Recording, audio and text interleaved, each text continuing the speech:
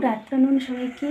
আমি এখন এই যে পুজোর থালা নিয়ে কোথায় চললাম, কোন ঠাকুরকে পুজো করতে চললাম, সেটা হচ্ছে বৈশাখ মাসে একটা দেবী খুব গুরুত্বপূর্ণ আমাদের কাছে হয়ে যায়। এমনি তো থাকেই, এমনি তো গুরুত্বপূর্ণ আমাদের কাছে থাকেই, কিন্তু বৈশাখ মাসে একটু বেশি গুরুত্বপূর্ণ হয়ে যায়।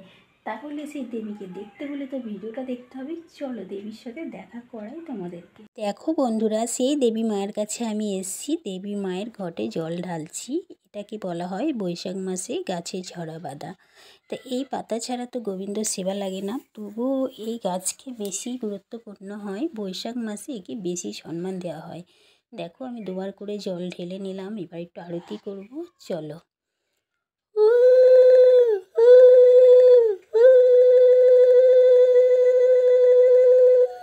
দেবী মাকে দর্শন করলে, পুজো দর্শন করলে তবে এই মায়ের গল্প কেমন লাগছে তোমাদের? তা দেখো, এই গল্পটা বলার জন্যই আমি তোমাদেরকে এতটা অপেক্ষায় রেখেছিলাম। তা ভালো লাগলে তোমরা, আর চ্যানেলে নতুন হলে চ্যানেলটাকে সাবস্ক্রাইব করে দিও, কারণ তোমরা পাশে থাকলে আমি ভিডিও করতে আরও আগ্রহ পাবো। আর ভিডিওগুলো ভালো লাগলে তো লাইক করবে, লাইক করতে ভুলবে না। দেখা হচ্ছে পরের ভিডিওতে। বাই বাই বন্ধুরা, বাই।